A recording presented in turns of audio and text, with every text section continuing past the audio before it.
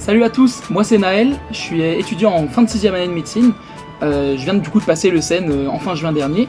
Ça s'est très bien passé pour moi, je suis arrivé 402ème. Donc voilà, je me suis dit que j'allais faire cette petite vidéo pour partager mon expérience, les choses qui m'ont le plus aidé pendant l'année, que ce soit méthode de travail, support d'entraînement, et les choses qui m'ont un peu moins aidé pour que vous ayez l'expérience, un retour, voilà, quelqu'un qui a plutôt bien vécu ces 3 dernières années, surtout la D4, et qui a bien réussi au final. Alors cette vidéo, je vais la découper en plusieurs parties. La première, ça va être vraiment la chronologie en fait de ma D2, D3, D4, comment j'ai fonctionné pendant ces premières années, comment j'ai jonglé avec les stages, etc. Et ensuite la deuxième partie, ce sera un peu plus focalisé pour du coup les néo D4 entre guillemets, ceux qui passent le DN en octobre. Mes derniers conseils en fait de comment gérer ces 2 derniers mois qui vous restent. Sans vouloir mettre la pression, pour les appréhender au mieux et comment moi j'ai réussi à optimiser à fond mes 2 derniers mois, parce que je pense que j'ai beaucoup progressé à ce moment-là, pour que vous ayez aussi les clés en main pour donner le maximum de vous-même. Alors du coup pour cette première partie, ce qui est plutôt destiné forcément aux néo D2 ou aux D2 qui sont un peu plus avancés dans l'externat, mon plus gros conseil, si on a un à retenir et ensuite vous pouvez partir à aller faire autre chose, c'est d'aller en stage. C'est trop important. Le CNG, le CNG c'est ceux qui font les sujets de l'ECN. Le CNG met le plus en plus l'accent sur la sémiologie, la clinique, les situations réelles. Donc c'est très très important. Je sais que des fois c'est difficile, que tous les terrains ne se valent pas, qu'il y a des chefs, des internes, des CCA qui sont excellents et qui vont tout vous apprendre et qui vont vraiment être à l'écoute, et d'autres stages évidemment ce sera pas forcément le cas. Mon conseil pour ce genre de stage, c'est juste de donner le maximum de soi, montrer en fait l'intérêt qu'on a d'apprendre. Très souvent on trouvera un interlocuteur pédagogique en face de nous, c'est vraiment pas rare. Si vraiment c'est pas le cas, bon, force. S'il y a des terrains à privilégier, moi je sais que j'avais énormément appris, bon en fait si on a un à privilégier, c'est vraiment en gynéco. Les gardes c'était hyper formateur, moi j'avais déjà énormément apprécié ce stage, c'était vraiment magnifique. Et en plus, la gynéco je trouve que c'est une matière qui est difficile à prendre dans les livres, notamment parce qu'en fait les livres sont pas très bien faits, pour l'externat en tout cas. Le collège, le KB, moi je les ai pas trouvés très bien expliqués, des fois il y avait quelques imprécisions dedans aussi, par rapport aux recommandations, et ça c'est un fait. Le stage de gynéco, si vous avez moyen d'y passer, c'est le top. Donc sur ces 2 années, vous l'avez compris, je suis pas mal allé en stage. Sur la D2 en fait, moi j'ai seulement suivi le rythme des partiels de la fac. Un truc qui est vraiment top à faire si c'est possible, je sais que toutes les facs ne le permettent pas, c'est vraiment travailler les items qu'on voit en stage pendant la journée, si jamais évidemment on a les partiels correspondants. Typiquement, t'es en stage de cardio, tu fais un ECG, tu diagnostiques une fibrillation. On t'a diagnostiqué une fibrillation atriale parce que t'es encore un bébé D2. L'après-midi, tu vas faire cet item. Ça va permettre de l'ancrer énormément dans ton esprit, puisque tu vas l'associer à ce patient. En général, les premiers patients, quand tu découvres les stages, tu les oublies pas. Et du coup, voilà, en fait, c'était juste le rythme des partiels que je suivais. Évidemment, nous, on avait une année en plus, ce qui correspondait à peu près 1 ou 2 matières en moins par pôle à chaque fois. Donc évidemment, il faut prendre ça en compte. L'idéal, c'est vraiment de les avoir vus dans leur globalité avant les partiels. Et puis, les items vraiment importants, typiquement l'embolie pulmonaire en pneumo, la fibrillation atriale en cardio, ça faut avoir vraiment compris comment on les maîtrisait. En général, c'est pas très compliqué de savoir à quel système ça correspond, puisque c'est les annales des partiels. Vous prenez vos anciens partiels, et très très souvent, ce sera les sujets les plus importants que les profs veulent vous faire valider avec. Donc globalement, ma D2 et ma D3, ça a été ça, avec un rythme qui n'était pas affolant non plus, hein. Je dépassais rarement 20h, 21h à la bibliothèque. Et évidemment, le gros support sur lequel j'ai bossé toute la D2, toute la D3, c'est les collèges, c'était les Elsevier maçons. Ça coûte cher, évidemment, mais normalement, votre fac est inscrite à Clinical Key. C'est un site que je mettrai en description de la vidéo, qui donne accès à tous les collèges d'Elsevier maçon en ligne. Et c'est totalement gratuit puisque ça fait partie des frais que vous payez dans la fac en fait. J'ai découvert ça au milieu de fin D3, début D4, donc un peu tard, donc ça m'aurait bien servi avant. Les collèges rouges, c'est vraiment une base totalement adéquate pour valider les partiels sur la D2, sur la D3, faire un premier tour vraiment très global, prendre le temps de comprendre avec les gros paragraphes comment un peu la physiopathe de telle maladie, etc. C'est essentiel pour le début, et avec ça on peut se débrouiller généralement pour les partiels. On peut avoir des rattrapages de temps en temps, ça c'est pas une fatalité. Le premier tour sur les collèges, ma méthode personnellement, c'était pas très... J'ai rien inventé, un stabilo géo, on flotte les trucs importants pour le prochain tour. Et dès que j'ai fini un item, je faisais des QCM dessus, donc soit à la fin des bouquins, bon j'ai vite compris qu'ils étaient très difficiles, donc à garder pour un peu plus tard forcément. Sinon il y avait ECNI qui était pas mal pour découvrir les items, faire quelques QI qui correspondaient. Et pour la LCA, globalement, c'était pas très compliqué les partiels de notre fac, c'était vraiment de la lecture de texte qu'on avait nous, je sais pas si c'est le cas un peu partout aussi, donc je m'étais vraiment pas trop posé la question de la LCA avant la D4, donc j'en parlerai un peu plus tard. Donc l'été de ma D3 à ma D4, donc l'année avant mon ECN, je suis pas parti en vacances du coup, j'ai juste fait ce stage tous les matins, qui m'a donné un super rythme que j'ai gardé pendant quasiment toute la D4 après. Et ce que j'ai fait du coup, c'est que je suis arrivé fin juin, début juillet, on a vu notre premier ECN blanc, ça c'était fait, l'étape était passée, et je me retrouvais avec tout juillet, tout août, et l'ultimatum de le 1er septembre, t'es en D4, et là les choses sérieuses commencent. Ce que j'ai fait du coup, c'est que globalement, avec cette méthode sur la D2 et la D3, de bosser pour les partiels, et de comprendre un peu les items les plus importants, les importants je les avais compris, je les aimais bien, en général, mais il y avait énormément d'items, que j'avais vu qu'une seule fois, qui me posaient encore des soucis quand je tombais dessus en QCM, et ça j'avais pu le voir à l'ECN blanc juste avant notamment, et je me suis dit, mon objectif, c'est que j'en prends 100 tout pile, j'avais fait une liste qui me posait le plus de difficultés, donc par exemple, attends, il y avait quoi, déficit immunitaire, cancer du sein, je galérais tout le temps, insuffisance surrénale, pareil, voilà, tout ce genre d'items où une fois que t'as compris et que tu t'es bien entraîné dessus, bah des fois ça suffit pas, je me suis dit je me pose cet été, quitte à faire beaucoup moins d'items par jour, hein. Je pouvais en faire un ou deux max en une grosse journée, quitte à faire ça, je me disais je prends le temps, et cela je veux les comprendre, et je sais que ça me servira plus tard, ça a pas loupé, puisque du coup l'année d'après, j'ai pas perdu de temps à me rebuter sur ces items qui posaient déjà problème et que je connaissais. Donc j'ai pas passé des vacances super joyeuses, j'ai vraiment énormément travaillé à ce moment-là, de se dire, bon bah oui, il y en a qui ont pris une semaine, 2 semaines, 3 semaines, ça leur a sûrement fait beaucoup de bien, mais moi je me suis dit, j'ai pas du retard dans ce que j'ai fait sur ma D2 et ma D3, mais si je veux aller jusqu'au bout de mes ambitions, il faut vraiment que je pallie à tous mes points faibles en fait, que mes lacunes, j'arrive en D4 sans lacunes, si c'est possible. Évidemment c'est impossible, mais c'était l'objectif. Du coup voilà, on est arrivé à la fin de cet été, 1er septembre, j'ai pas exactement tenu les 100 items, mais j'étais pas très loin, j'ai dû arriver jusqu'à 85-90 je crois, sur les 2 mois en entier. Évidemment je les connaissais pas encore tous par cœur, mais le fait de m'être posé dessus, d'avoir fait des QCM dessus, d'avoir vraiment pris le temps pour chacun de ces items, qui je sais étaient relous et étaient difficiles, ça m'a beaucoup aidé pour la suite. Donc maintenant on va pouvoir passer à la deuxième partie, comment j'ai appréhendé la D4, la dernière année avant le CN, et puis évidemment les derniers conseils aussi pour les D3 qui arrivent.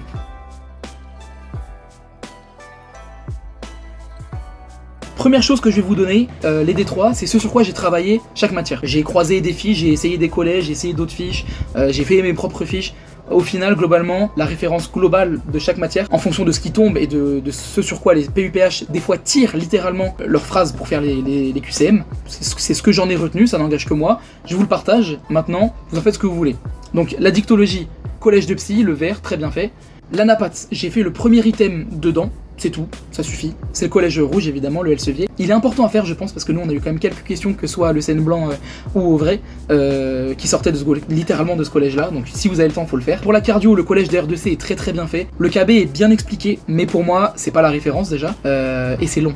Et la cardio, c'est important de bien la comprendre, mais je sais pas si c'est nécessaire de passer autant de temps de se taper tout le KB quoi. Pour la chirurgie, j'ai bossé sur les fiches martingales, qui était un bon résumé, un bon condensé pour la chirurgie digestive. Pour la CMF, il y a 2 items à faire dans le collège, les fractures de la face, et moi j'ai fait l'item sur les dents aussi. Le reste pour moi c'est vraiment pas nécessaire, hein. C'est trop spécialisé. Pour la dermato et l'endoc, pareil, le collège rouge R2C, très bien fait, c'est la référence, les phrases en sont tirées de l'ECN.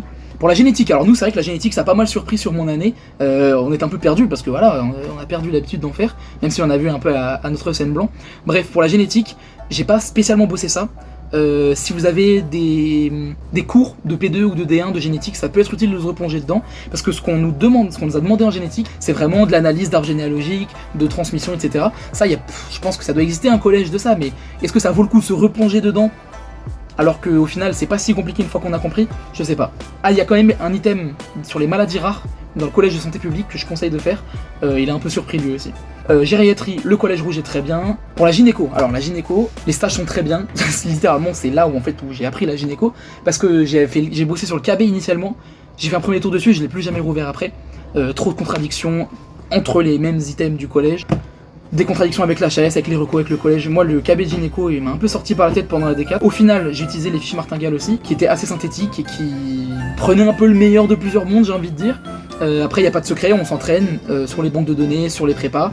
Je sais qu'Hippocampus était très à jour sur la HS, notamment sur la gynéco. Moi c'était la référence que j'utilisais. Voilà. Pour les matières de handicap, douleur, soins palliatifs, ça c'est difficile aussi. Parce que le collège de douleur pareil, le Medline, j'ai pas trop aimé. Globalement s'il faut en faire un dedans, c'est l'item sur les antalgiques quand même, pour avoir des idées d'AMM, de prescription. Et après globalement c'est les stages, hein, honnêtement, des situations de soins palliatifs, vous allez en voir en stage si vous y allez. Et globalement en comprenant le raisonnement que les chefs vont vous montrer, on peut se débrouiller avec ça, honnêtement. Pour l'hématologie, la référence est le collège rouge Elsevier, mais c'est une torture à lire. J'ai des amis travailler dessus, je comprends pas comment ils ont compris les maths au-dessus. Moi j'ai utilisé le vert, qui avait été écrit notamment par un de mes internes à l'époque. Donc peut-être un peu, je suis biaisé, mais je l'ai trouvé très très bien expliqué. Les tableaux sont très clairs. En fait, ça qui est bien avec ce collège, c'est qu'il n'y a pas d'élan paragraphe, donc on doit un peu se débrouiller pour comprendre. Mais pour peu que tu passes en stage en hémato ou quelque chose de proche, et que tu as compris un peu comment ça marchait, les tableaux sont géniaux. Parce qu'en fait, ça fait tout le travail d'apprentissage et de séparation des différentes maladies cancéro-hémato pour toi. Tout est fait. Donc ce collège est très bien. Pour la gastro, par pitié, ne faites pas le KB. Il est beaucoup trop long, beaucoup trop détaillé, ça sert plus à rien. Là, si on prend littéralement certains QCM de mon ECN blanc et de mon ECN, c'est tiré mot pour mot des fiches LISA. Donc les fiches LISA de gastro, il y a un fichier qui avait été fait 31 décembre 2022 pour pas avoir à en sortir un nouveau juste après au reco. Il y a un document qui traîne, fiche LISA, il fait 300 pages, et t'as tous les items de gastro et tout ce que t'as à savoir dedans. Ça paraît léger par rapport aux autres matières, mais je vous assure que ce qui tombe, c'est ça, littéralement, pour la gastro. Pour l'infectio, évidemment, notre sauveur à tous, le Pili, un des plus grands livres jamais écrits par l'humanité. Voilà, rien à dire de plus, hein, le Pili. Peut-être pas tout dans le Pili, parce qu'il y a certains items, bon, les oreillons, voilà, mais le Pili. Médecine du travail, médecine légale, à ne plus sous-estimer, ça a fait un carnage à notre année. Ça fait un carnage à l'ECN blanc, et ce pourquoi je pense que j'ai aussi bien réussi au deuxième, c'est qu'entre les deux, j'ai blindé la médecine légale et la médecine du travail. Il faut vraiment pas le sous-estimer, et là, j'ai jamais vu des cas aussi flagrants de PUPH qui prennent le collège, qui prennent une ligne et qui la foutent en QCM. C'est littéralement ça, vous apprenez la med légale, et c'est cadeau. C'est très difficile, c'est long, c'est chiant à faire, mais ça vaut vraiment le coup. C'est des points qu'il y a énormément de gens qui laissent passer, faut pas l'oublier. Pour la med interne, alors là je vais peut-être vous surprendre, mais j'ai pas vraiment utilisé de bouquin de med interne. Déjà parce que c'est une matière qu'une fois que t'as compris, il n'y a pas vraiment besoin de revenir dessus, mais surtout je trouve que les maladies systémiques, en fait, parce que la med interne ce qui va tomber c'est ça, lupus, PR, etc. Le collège de rhumato, Elsevier est magnifique. Il y a tout dedans, il est au recours, c'est magique. Donc on fait ces items, lupus, etc. En rhumato, il y en a un à faire peut-être en med interne, c'est le déficit immunitaire. Voilà. Pour la néphro, c'est l'excellent QN, le référentiel de néphrologie. Et ils ont fait, depuis l'année dernière aussi, un petit podcast sur Spotify. Il doit être sur autre chose aussi, je pense. Néphrodio. C'est tout con, hein. Ça reprend vraiment les bases de la néphro. Mais quand t'es en D4, que tu revois toutes les matières un peu en même temps, et que tu dois te poser pour faire la néphro, et je vous jure que ces petits podcasts, ça remet les idées en place. Tout est clair après. C'est la base de la base. Mais des fois, quand on se perd un peu dans les révisions, etc., on oublie cette base de la base. Les petits podcasts du collège de néphro, c'est vraiment du très bon boulot, je vous les conseille. La neurochir, alors en lisant mes notes, je me suis dit neurochir, j'ai écrit. Non, il n'y a rien à faire en neurochir. Le collège de neuro est amplement suffisant. En neurochir, à la limite, ce serait les hématomes sous-duraux, extra-duraux, les HSA. Ça, on les fait en neuro, il n'y a pas besoin de se prendre la tête plus avec le collège de neurochir pour le CN. En neuro, le collège R2C, il est costaud, mais bon, c'est vraiment... C'est une matière où... c'est une belle matière, quoi. C'est une belle spé, c'est vraiment cool la neuro. Pour la neuro, je vous conseille de commencer par le central, donc AVC, sclérose en plaques, etc. C'est moins compliqué, ça part moins dans tous les sens. Commencez par le central, essayez de bien comprendre le central, et ensuite on passe au périphérique, les Guillain-Barré, les myasthénies, etc. Et le fameux item neuropathie périphérique. Pour la nutrition, un item à faire dans le collège de nutrition, c'est la dénutrition justement. Item trop important, que ce soit à l'ECN ou dans votre pratique. Enfant adulte, très important, et surtout... En gériatrie, la dénutrition chez les gériatres, ça tombe tout le temps. Faut vraiment pas le négliger. Donc le collège de nutrition, on l'emprunte un jour à la BU. On lit un item sur la dénutrition. Et il y a la fiche HAS, reco dénutrition, très très importante, que je vous mets en description aussi. Pour la cancéro, pareil, je l'ai pas beaucoup touché, mon medline de cancéro. Parce que niveau reco, encore une fois, il y avait des trucs où j'étais pas tout le temps d'accord. Mais il y a un truc à faire, c'est les les traitements en fait des cancers, radiothérapie, chimiothérapie et les thérapies ciblées, avoir des idées globales. Hors de question d'apprendre tous les noms des anticorps monoclonaux. Et les cancers individuels, moi je vous conseille pas du tout de les faire dans le collège de cancéro. Chaque cancer dans le collège de SASP. Moi c'est comme ça que j'ai marché et c'est comme ça que je les voyais en DP aussi et en QCM. Donc vraiment, collège de cancéro, on prend ce qui est bon. Mais pour chaque cancer, c'est vraiment les spécialistes d'organes qu'il faut regarder. Pour l'ophtalmo et l'ORL, c'est considéré comme des petites matières, mais très importantes, très cliniques. Donc ça c'est les collèges rouges aussi, R2CI, qui sont très bien faits. L'orthopédie. Alors l'orthopédie, ça a été ma bête noire de cette année, hein, vraiment j'ai trop galéré dessus. J'ai fait un mix du référentiel, d'orthotraumato, des items qu'il y avait un peu en PED aussi, des fiches martingales. Bon, globalement le référentiel est catastrophique, il y a beaucoup trop de choses dedans pour ce qui tombe. Donc Ouais, à la limite, moi, voilà, au final, sur l'ortho, moi j'ai fait les fiches martingales, ça m'a amplement suffi. Et limite, je pense que j'ai trop appris de trucs en ortho. C'est pas si compliqué ce qui tombe. S'il faut le travailler avec une matière, c'est avec la gériatrie. Pour la pédiatrie, le collège, évidemment, le beau bébé là qui fait 3 kilos. Il n'y a pas tous les items à faire en pédiatrie non plus. Hein. Se focaliser sur la. Je parle pour les gens qui n'ont pas forcément le temps. Se focaliser sur la DigPed, sur la PED, genre les items qui n'existent que pour les enfants. Et voilà, et la Dig, et l'uro à la limite, et la néphro. Bon, je pousse un peu. Mais tout le reste, c'est pas forcément ce sur quoi on va vous attendre sur la pédiatrie. Pneumo, le ref est magnifique, le référentiel. Pour la psychologie. Pour la psychiatrie, pardon, collège de psy vert. Pour la radio, rien, zéro, nada, rien. Juste on s'entraîne régulièrement, on fait des QCM. Il y a toujours de la radio dans les DP, il y a toujours de la radio dans les QCM, ça finira par venir, mais hors de question d'ouvrir le collège de radio. Pour la rhumato, je vous ai dit, le COFER, le collège rouge de rhumato est magnifique, il faut le connaître par cœur, il est trop bien fait, et il sert de collège de med interne aussi, donc faut pas hésiter. Pour la santé publique, j'ai fait les fiches martingales.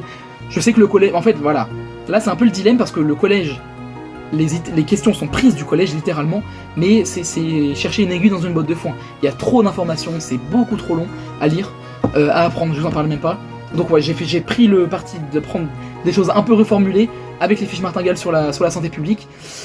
Voilà, globalement ça va être surtout les QCM aussi qui vont permettre d'ancrer ça. La thérapie, pas ouvert, je pense pas que c'est très utile.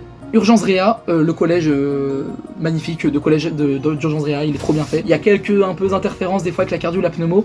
Globalement, c'est pas grave. Cardio pneumo, c'est grave. Réa pour les références. Et quand vous êtes en DP, vous pensez à ça pour essayer de trouver un peu où est-ce qu'on veut vous emmener. Et pour l'urologie, grosse matière aussi l'urologie, hein, pas facile à retenir. Mais le collège de R2C, le rouge, est très bien fait aussi. Pour les entraînements, faut pas hésiter, faut en faire le plus possible. Le plus possible. Ne serait-ce que pour voir des situations un peu rigolotes. Réviser ses cours, voir ce qu'on a compris, ce qu'on n'a pas compris, et ça va arriver, désolé, hein, mais ça va arriver le jour de l'ECN, vous allez être devant une question, et vous ne savez pas où est-ce qu'on veut vous emmener, vous avez jamais vu ce truc-là de votre vie, parce que dans les cours, en fait, on vous emmène pas forcément aussi loin. Et bah si jamais, par chance, il y a un truc qui vous a marqué sur un QCM de bouquin un peu bizarre, ça peut vous sauver, ça peut vous récupérer le point. Mes supports, les annales, je disais sur Hippocampus. En fait, globalement, faut tout faire sur Hippocampus. Voilà, c'est une prépa, c'est de l'argent, je sais, mais globalement, moi, à la fin, sur la D4, je n'utilisais quasiment plus que ça. J'ai laissé tomber un peu les ancrages de CENI, je vous expliquerai pourquoi après. Mais à la fin, je faisais plus que du Hippocampus. Tous les DP, tous les KFP, tous les QI, des items, des matières, je faisais tout ce qui était possible. Je mangeais du QCM, on note ses erreurs, c'est toujours important. Et les annales, je sais qu'il y en a qui m'ont parlé d'Asclepia pendant l'année. Moi, j'étais pas fan. Bon, déjà, c'est aussi de l'argent encore. Hein. Et globalement, voilà, bon... C'est un parti pris que j'ai pris de pas prendre parce que je considère que voilà, t'as un algorithme pour décoder les QCM de l'ECN qui font galérer les gens depuis tout le temps, tu le partages quoi. Bon, bref, ça c'est un autre débat. Mais clairement, les annales sur Hippocampus ont été totalement suffisantes. Si jamais ça ne vous parle pas, il y a toujours les bouquins à la BU. En croisant les corrections, on finit par retomber sur ses pattes. Hein. Le premier truc que tu regardes quand tu corriges une annale de l'ECN, c'est pas ce que va te dire la prépa ou le bouquin de la correction, c'est ton cours. C'est là que tu vas trouver la réponse et c'est dans les référentiels que tu vas essayer de trouver la vraie réponse. Quand t'as fait vraiment bien ça, t'as éliminé 90% des problèmes et les 10% de problèmes restants, c'est pas sur ça que tu vas faire la différence. Donc globalement, bon, c'est pas dramatique de pas prendre Asclepia, c'est pas dramatique d'avoir les réponses parfaites des annales. Ce qui est important, c'est ce que tu vas en retenir en fait et comment tu vas comprendre ton erreur. Si t'as fait l'erreur. Donc je reviens rapidement sur les ancrages et sur ECNI. Donc ECNI, je l'ai utilisé quasiment tous les jours sur ma D2 et ma D3, mais au bout d'un moment, je trouvais qu'il tapait trop dans les coins en fait. C'était plus pertinent pour le scène, je trouvais. J'ai quand même, je vais pas cracher dans la soupe, hein, j'ai quand même emmagasiné une grosse base d'informations et de connaissances grâce aux ancrages. Mais arrivé en D4, c'est plus ça qui comptait. C'était plus le petit détail, le petit nom de bactérie ou que sais-je. Ce qui comptait en D4, c'était de voir rapidement le maximum de matière possible, de faire des tours, et de comprendre vraiment l'essence d'un item, d'en extraire voilà, la substance vraiment importante. Et ECNI me permettait plus vraiment de faire ça. Je vous ai parlé aussi des QCM à la fin des livres tout à l'heure. Effectivement, c'est bien, parce que c'est fait par les mêmes PUPH qui font les sujets, mais c'est trop dur, c'est beaucoup trop dur. Moi j'ai une petite anecdote si vous voulez. À la fin du collège de cardio, donc il y a des QCM, et il y a un QCM, c'est 10 ECG de suite, sans aucun contexte, et il faut essayer de trouver le diagnostic à chaque fois. Donc je me suis dit, vas-y, je vais le faire sérieux, je vais essayer de trouver vraiment les 10 diagnostics les uns à la suite des autres, et une fois que c'est fini, je regarde la correction, et j'ai eu 0 sur 10. J'ai eu faux à tous les ECG, c'était que des trucs que j'avais jamais vus, c'était début des 4 je crois, hein, donc j'avais vu la cardio quand même. J'avais tout faux, donc en fait, C'est difficile de les conseiller, mais en même temps, regardez un peu, ça permet un peu de se mettre dans la tête de ceux qui font les QCM, c'est toujours utile je pense. Mais faut pas se monter la tête parce qu'on n'y arrive pas, c'est totalement normal. Alors s'entraîner c'est bien, c'est très bien, mais si on ne l'associe pas à la gestion des erreurs, c'est inutile, strictement inutile. Il faut que tout le monde ait, le plus tôt possible, à mon sens, un carnet d'erreurs, un G-Doc d'erreurs, ce que vous voulez, mais quelque chose qui fait que vous ne perdez pas votre temps quand vous vous entraînez. Comment moi j'ai géré ces trucs d'erreurs? J'ai fait deux éléments. Un premier gros G-Doc, que je vous mettrai en description si ça vous intéresse, très coloré, découpé par matière, chronologique un peu, avec voilà, les erreurs que je faisais tout le temps. En 2 mots-clés, hein, ça suffisait. C'est ça qui permet d'ancrer les QCM, hein, c'est pas le fait d'en faire des millions. J'ai commencé en novembre je crois, jusqu'à à peu près mai, et début mai j'ai un peu délaissé ce G-Doc parce que je commençais à bien le connaître, et j'en ai fait un autre, où là c'était littéralement juste une liste, la date du jour, et ce que j'avais appris aujourd'hui. Parce que j'étais arrivé à un moment où le moral c'était difficile, hein, évidemment, c'était une année difficile, le travail, voilà, mais j'avais surtout l'impression de se coucher tous les soirs, et de m'endormir avec, je me disais, mais qu'est-ce que j'ai appris aujourd'hui? Rien. Et ça, c'était vraiment très difficile à vivre comme sensation. Alors j'ai pris un peu le taureau par les cornes, et je me suis dit, bon le G-Doc d'erreur c'était bien, je vais continuer de le relire. Maintenant je vais me faire un deuxième truc, j'ai repris la démarche, mais au lieu d'écrire vraiment ce qui me posait problème, les erreurs, j'avais toujours le premier G-Doc pour ça. Ce deuxième là, il était vraiment sur qu'est-ce que j'ai appris aujourd'hui, à quoi ça m'a servi. Et en fait, j'ai relu avec un peu d'émotion ce G-Doc après le CN, il y a énormément de choses qui sont tombées. C'est pour ça qu'il faut vraiment se focaliser, pas toujours sur le petit détail à la con qu'on n'arrive pas à choper, mais sur vraiment qu'est-ce qu'on a compris de la journée. Quel mécanisme, quel physiopathe, quel récepteur, je sais pas, quelle action d'un médicament, résistance bactérienne, ce que t'as compris sur la journée, c'est ça qui va faire la différence sur le long cours, et c'est ça qui va te rester le jour J du concours, où tu seras en sueur, totalement transpirant, à cocher n'importe quoi parce que t'as le stress. Ce qui va rester, c'est ce que t'as compris. Et ça, c'est ultra important de, évidemment, avoir cette démarche de correction d'erreurs, mais aussi de valorisation de ce que t'as appris. Et ce G-Doc là, il est arrivé, évidemment ça prend du temps aussi hein, de le relire tous les soirs avant de dormir. Il est arrivé fin juin à peu près une 30aine de pages je crois. Mais à force de le relire tous les jours, au bout d'un moment je supprimais des lignes parce que je me disais ça c'est bon, c'est acté, c'est compris. Et ce G-Doc a vraiment sauvé la fin de ma D4 je pense. Je vous le mets en description aussi pour vous si ça vous intéresse d'avoir une idée de ce à quoi ça ressemblait. Le moral j'en ai parlé évidemment que c'est difficile comme année. À notre âge, il y a quasiment personne qui est prêt à passer des 12 heures derrière une chaise de bureau ou à la bibliothèque pour travailler, pour se battre pour l'aspect de ses rêves. Donc le moral est trop important en D4. Trop important. Si vous avez la possibilité, il faut s'entourer. Voilà, moi j'aimais bien cette petite compétition un peu bienveillante, de se poser des questions entre potes, de se retrouver en pause, de prendre des bonnes pauses, que ce soit le midi ou en milieu d'après-midi pour tenir jusqu'à la fin de la journée. Moi ça a vraiment sauvé ma D4. D'ailleurs je leur passe un petit message, Chloé, Clara, Louis, Hélène, Pops, Marie, LG, Hugo et Théo évidemment avec qui j'ai passé la D2 et la D3, vous les connaissez pas, moi ça me fait plaisir de leur faire une petite dédicace. Voilà, c'est grâce à des gens comme ça qu'au final ça se passe bien. Et du coup, arrivé au jour J, je peux vous donner quelques conseils de comment je l'ai vécu.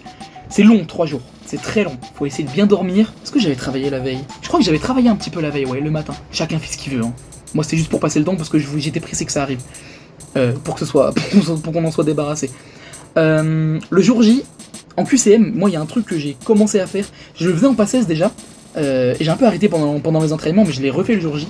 Quand on ouvre un QCM, que ce soit QRU, QRM, etc., on lit les propositions une par une, et s'il faut, moi j'avais vraiment pris le brouillon, et je cachais les réponses pour pas s'embrouiller, parce que des fois, ça m'arrivait énormément en entraînement, surtout sur la fin, où je faisais quasiment plus que des entraînements, et je devenais fou, parce que je cochais pas des trucs évidents, parce que j'avais vu, consciemment ou pas, une autre proposition qui m'attirait plus. C'est le classique, voilà, c'est vraiment le classique QCM de pneumo, où on te montre un EFR, tu coches BPCO, mais t'as pas coché trouve ventilateur obstructif juste derrière parce que t'étais trop pressé. Donc vraiment prendre les items un par un, indépendamment les uns des autres, utiliser les toujours, les jamais, globalement, quand il y a ça dans un QCM ça sent pas trop bon, prendre le temps. Sur les QCM de médecine, on a largement le temps à l'ECN, utiliser son brouillon, écrire dans tous les sens. Autant les QI, moi j'avais tendance à commencer par les QI, je faisais un premier jet de QI, assez rapidement, ça me prenait 45 minutes en général sur les épreuves. Après, je me disais, ok, là c'est bon, je suis concentré, la locomotive est lancée, on peut commencer à y aller. Je faisais les DP, donc là on pouvait plus revenir en arrière, un par un, et je prenais vraiment le temps sur chaque QROC, chaque question. Une fois que j'avais fini, en général, il me restait un bon 35-40 minutes, des fois un peu moins, pour relire et faire un deuxième jet de toutes les QI. On a le temps de faire ça. On a largement le temps. Il faut accepter le quand je sais pas.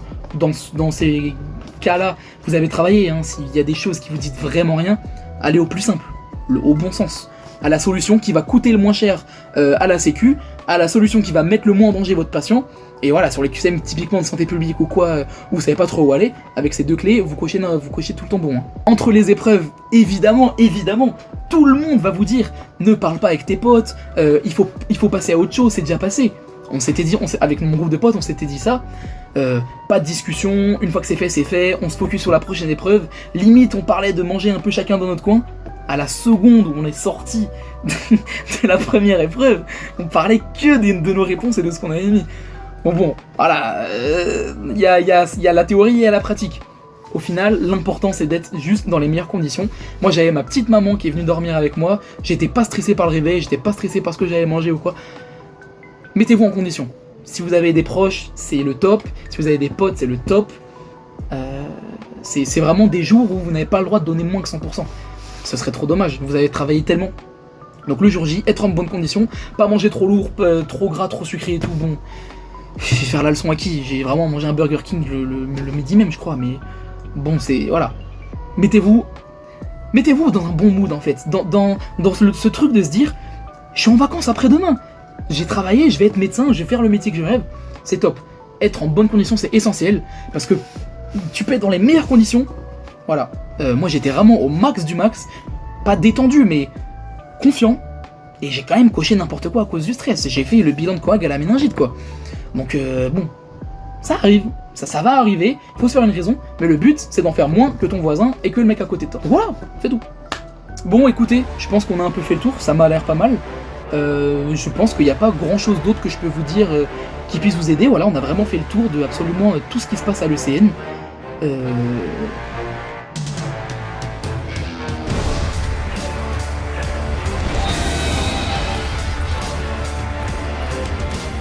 Évidemment non, la LCA, trop important. Comme je vous ai dit, je l'ai pas vraiment travaillé énormément en D2, D3 puisque nos partiels c'est la lecture de texte. Je rassure tout de suite ceux qui sont pas bons en anglais, parce que ça arrive, c'est pas très grave, hein. Franchement, peut totalement... Si tu travailles sérieusement à LCA, la différence que t'as avec quelqu'un qui est déjà bon en anglais, je vous jure que le jour de l'ECN, ça sert à rien. Rien du tout. Comment du coup j'ai géré la LCA cette année? C'est difficile la LCA, c'est vraiment difficile. Mais de ce que j'en ai retenu, au final j'ai eu 14 QCM. Au final ce que j'en ai retenu, il y a deux choses en LCA. La première c'est le cours, la deuxième c'est les entraînements. Jusque là je vous apprends rien. Le cours, c'est très très négligé. En fait, je pense qu'il y a beaucoup de gens qui ont ce truc de... Je lis une première fois ce bouquin, qui est très bien, il est très bien. Mais beaucoup de gens le lisent une première fois, comprennent en le lisant, font quelques textes un peu faciles et pensent avoir tout compris. Et c'était mon cas, hein. J'ai été le premier dans ce cas-là, littéralement. Parce que pour moi, je rajoutais les quelques trucs que j'avais appris, sensibilité, spécificité, plus comprendre l'anglais et savoir lire un texte, dans ma tête j'étais tranquille. C'est faux, pas du tout.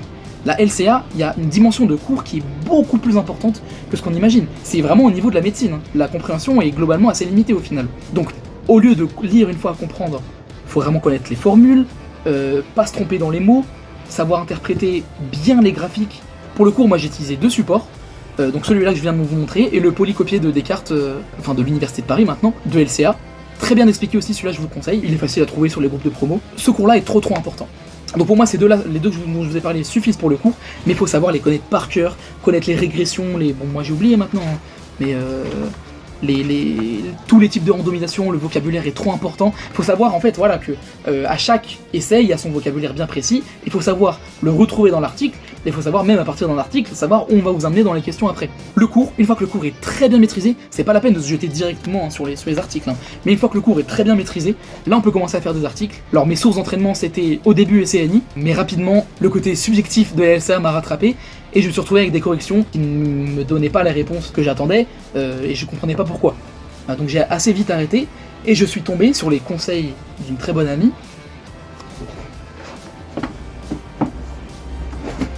Non, raté.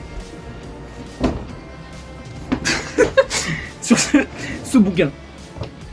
LCA, Collège universitaire des enseignements de santé publique. Ça c'est de la masterclass. Il y a 30 textes dedans, et c'est tous les types de textes possibles. Il y a du phase 3, il y a du diagnostic, il y a tout. Il y a même des trucs que je savais même pas que ça existait. Le fameux score de propension était inscrit dans ce bouquin. Malheureusement, je m'en souvenais pas très bien. Et voilà, ce bouquin, c'est des textes à difficulté variable. Il y en a qui sont assez accessibles, il y en a qui sont franchement difficiles, mais au moins t'es sûr de pas être surpris le jour J. Voilà, globalement, c'est bien corrigé. C'est littéralement, voilà, c'est vraiment des textes qui pourraient passer pour moi en sujet de l'ECN. Des fois, c'est un peu trop compliqué, mais faut pas se prendre la tête. C'est ce que je vous disais tout à l'heure. Vous allez faire un texte compliqué à 15 questions, ça va vous marquer, et le jour de l'ECN, il y aura une question de ce type, du même niveau de difficulté, et vous allez cartonner tout le monde. Donc ce livre-là, je le conseille à 100%, je l'ai pas acheté, je l'ai emprunté à la BU, d'ailleurs faut que je le rende parce que je l'utilise plus. Vous pourrez sûrement le trouver en ligne ou en BU, ça c'est sûr. Il y a d'autres bouquins d'LCA, il y a beaucoup de bouquins, hein, mais moi c'est celui-là que j'ai utilisé, donc je parle de ceux que je connais, et je sais qu'il est très bien. Donc voilà, j'ai passé en revue les étapes de ma D4, de ma D3, de ma D2. Si vous avez des questions, n'hésitez pas, hein, je vous mets mon Twitter ou les commentaires. Je vous souhaite énormément de courage, énormément de chance. Je vous souhaite que vous ayez tous la spécialité que vous voulez, dans la ville de rêve que vous voulez, c'est-à-dire Paris. C'est une année qui peut être dure des fois, la motivation peut manquer. Dans les moments comme ça, si vous avez l'occasion, moi il y a un truc qui manquait jamais, c'est vraiment de passer en stage, de se rappeler pourquoi on fait ça, de revoir sa famille, de... Voilà, la conviction profonde, parce que si vous avez tenu aussi longtemps en médecine, c'est pas pour rien. La conviction profonde que vous avez et qui vous a amené jusque-là, elle est encore là, ça c'est indéniable. Elle peut se cacher un peu des fois quand t'es en train de faire pour la 10e fois infection urinaire et que tu découvres encore des trucs, mais elle est toujours là, donc faut vraiment pas hésiter, et puis il faut y aller quoi, faut juste y aller. Et je voulais juste passer un petit message, en échange de voilà, cette masterclass que je viens de vous délivrer. Je vais pas forcément partager ou quoi la vidéo, ça je m'en fous. Vous avez sûrement quelqu'un que vous connaissez en D4, qui passe le DN, qui est en externat, etc. Pour qui ça ne se passe pas forcément bien. Quelqu'un qui est en difficulté, qui peut être isolé, que ce soit en stage, quelqu'un qui a mal vécu des expériences, quelqu'un qui a du mal à travailler. Envoyez-lui un petit message. Ça paye pas de mine, ça peut sauver des vies. Voilà. C'est tout con, hein, mais... Voilà, j'ai connu voilà, des gens qui ont eu vraiment des grosses difficultés niveau de santé mentale pendant ces années, qui sont vraiment un fardeau, qui sont une épreuve, littéralement, on va pas se mentir, qui sont vraiment une épreuve. Envoyez ce petit message, voilà. Moi, c'est tout ce que je vais vous demander, un petit truc, histoire de dire, t'es pas tout seul. Parce que ça, c'est quelque chose qu'on a besoin d'entendre pendant une année comme celle-ci. J'espère que ça vous aura plu. Si vous avez des questions, encore une fois, n'hésitez pas. Puis voilà, moi j'ai pris beaucoup de plaisir à tourner cette vidéo. Peut-être que j'en ferai d'autres sur la médecine. J'ai des trucs qui me passionnent, des trucs qui m'intéressent, donc peut-être que je trouverai la foi d'en parler. En tout cas, merci énormément d'être resté jusqu'au bout, parce que ça fait des années que je parle, j'ai l'impression. Puis à la prochaine.